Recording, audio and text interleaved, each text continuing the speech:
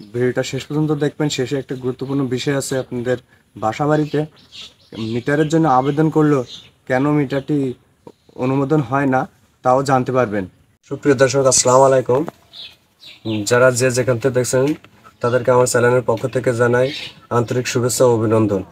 যাদের আর্থিক খুব সমস্যা থাকে তারা বলে একটি বাড়িতে মিটার নেওয়ার জন্য কতটুকু ওয়ারিং করলে সে মিটারটা নিতে পারবে, অথবা সর্বনিম্ন কত কম খরচে নেওয়া যায়, আর কি কি মালামাল লাগে। মিটার নেবে কিন্তু প্রচুর ওয়ারিং করতে হবে এমন কি কোনো ব্যাপার না। আমার কাছে মেমোটা রয়েছে, টোটালি মাল লাগছে জায়গায় 2256 টাকার। তো আপনাদেরকে আমি ডিটেলস বলতে চাই আজকে। একটি আর্থিং রড লাগবে, যে আর্থিং রডটি পল্লী বিদ্যুৎ অনুমোদিত। তো এই আর্থিং রডের সাথে একটা নির্দিষ্ট আর্থিং রডের মেমো দেবে পল্লী বিদ্যুৎ অনুমোদিত। তো এই আর্থিং রডটি কিন্তু স্থানভেদে বিভিন্ন দাম নিয়ে থাকে। এটা আমি নিছি 550 টাকায়, কিন্তু বর্তমান বাজারে কিন্তু 600 টাকা, 650 টাকা এলাকা ভিত্তিক দাম কম বেশি হয়ে থাকে। আর একটি ডাবল ব্রেকার 32 ডাবল পোলের, এটা নিচে 400 টাকা। আর L2 বক্স আছে তার জন্য, এই যে একটা বক্স, এই বক্সটা নিচে 70 টাকা। আর একটি মিটার বোর্ড নিচে 90 টাকা। আর আমাদের ঘরের ভিতরে বোর্ড লাগবে 5 ঘাটের, সর্বনিম্ন 5 ঘাটের বোর্ড হলে যথেষ্ট। একটি লাইট, একটি ফ্যান,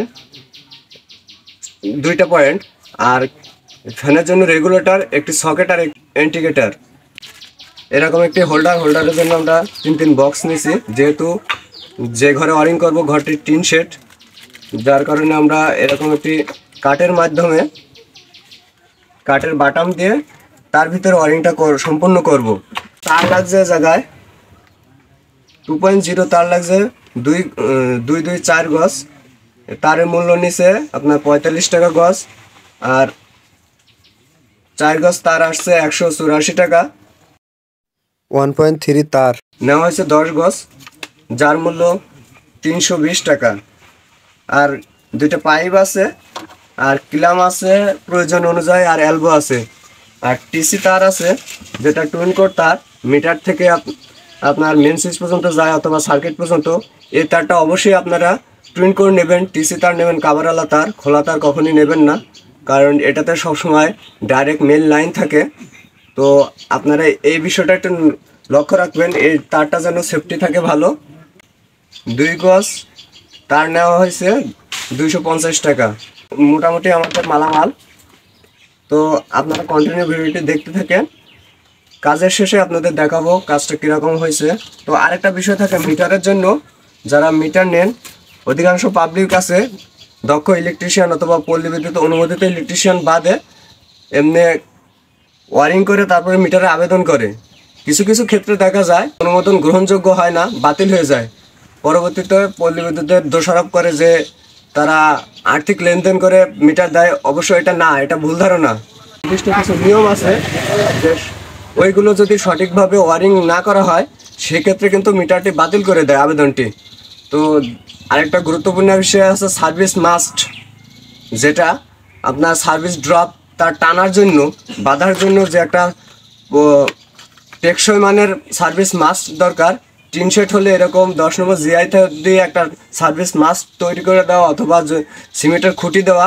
আর যদি এরকম বিল্ডিং ঘর হয় সেক্ষেত্রে কিন্তু যখন ছাদে ঢালাই দেয় তখন কিন্তু একটা হুক দিয়ে দেওয়া হয় রডের মাধ্যমে, অথবা পরবর্তীতে রড বোল্ট লাগানো হয়। এটা কিন্তু খুবই গুরুত্বপূর্ণ বিষয়। অনেক সময় দেখা যায় মিটার অনুমোদন হলে মিটার লাগাতে গেলে লাইনম্যানরা এই সার্ভিস মাস্টের জন্য, সে অর্থাৎ আপনারা আইহুক বলতে পারেন, যে যেভাবে চেনেন, তার জন্য কিন্তু মিটারটি ব্যাকে যায়। তো আপনারা এই কাজটি অবশ্যই দেখে শুনে করবেন, আর অবশ্যই দক্ষ ইলেকট্রিশিয়ান দিয়ে ওয়ারিংটা করাবেন, অথবা পল্লী বিদ্যুৎ অনুমোদিত তো ইলেকট্রিশিয়ানদের দিয়ে করালে আরও বেশি ভালো হয়। তো সকলেই ভালো থাকেন আর ভিডিওটি কন্টিনিউ করতে থাকেন। ওয়ারিংয়ের শেষে বাকি কাজগুলো আপনাদের দেখাবো। তো আপনাদেরকে একটি গুরুত্বপূর্ণ বিষয় বলি, যে আমরা কিছুদিন আগে আমাদের একটি সংগঠন আছে খলিশাখালী যুব উন্নয়ন নামে একটি সংগঠন আছে, একটি পেজ আছে, একটি ইউটিউব চ্যানেল আছে। তার মাধ্যমে আপনারা অবশ্যই জানতে পারছেন আমরা একটি ফ্যামিলিকে টিউবওয়েল এবং পল্লী বিদ্যুতের মিটারের ব্যবস্থা করে দেব। সে দীর্ঘদিন যাবৎ অন্ধকারে রয়েছে, তারই ধারাবাহিকতায় কিন্তু আজকে ওয়ারিংটি করা।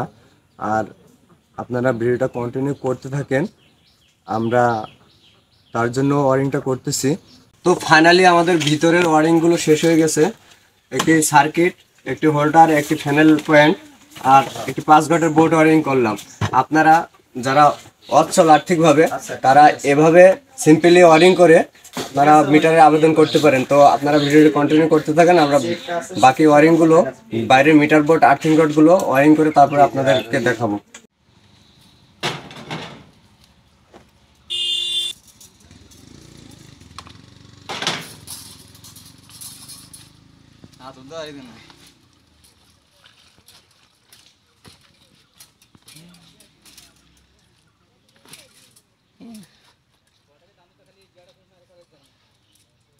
পারা দে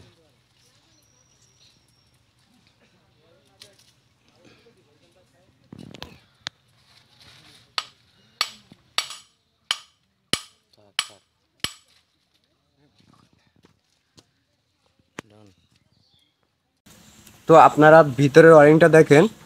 এই সর্বপ্রথম আছে ডান পাশ থেকে সুইচ বোর্ড, তারপরে দুইটি তার দেখতে পাচ্ছেন, এটা ফ্যানের কানেকশনের, ফ্যানের পয়েন্টের তার। পরবর্তীতে যখন ফ্যান কানেকশন করবে তখন পাইপ দিয়ে, পাইপের মাধ্যমে ফ্যানের স্থানে নিয়ে যাওয়া হবে। আর তারপরে আছে একটা হোল্ডার পয়েন্ট, তারপরে আছে সার্কিট, অর্থাৎ মেন সুইচের পরিবর্তে সার্কিট ব্রেকার। তো ফাইনালি আমাদের ওয়ারেন্টি পুরো কমপ্লিট হয়ে গেছে। ভিতরের সাইড তো দেখলেন, এবার বাইরের সাইডে একটু দেখাই। এই দেখেন, এই যাচ্ছে মিটার বোর্ড আর এসে আর্থিং রড, যেটা গ্যালভানাইজ করা, পল্লী বিদ্যুৎ অনুমোদিত। তো আর এ হচ্ছে সার্ভিস মাস্ট, যেটা মাধ্যমে সার্ভিস ড্রপ বাঁধা হবে। মিটার বোর্ডটি সচরাচর চোখ বরাবর অথবা 5 ফুটের বেশি উপরে দেবেন না, যেন মিটারতে রিডিংটা লিখতে পারে। তো বেশি উঁচুতে দিলে কিন্তু সেই মিটারটা আবেদন করলে অনুমোদন গ্রহণযোগ্য হয় না, আবেদনটি বাতিল করে দেয়। আর বিশেষ কারণ, গুরুত্বপূর্ণ কারণ হলো যে ভিতরে যে ওয়ারিংগুলো দেখছেন, সেই ওয়ারিংগুলো আর এই ওয়ারিংগুলো ঠিকঠাকভাবে করতে হবে। ও পল্লী বিদ্যুতের অনুমোদিত গ্রাউন্ডিং রড ব্যবহার করতে হবে, সার্ভিস মাস্ক দিতে হবে আয়ুক যেটা, আর মিটারটা সঠিক স্থানে স্থাপন করতে হবে, আর ভালো মানের মালামাল দিয়ে ওয়ারিংটা করতে হবে।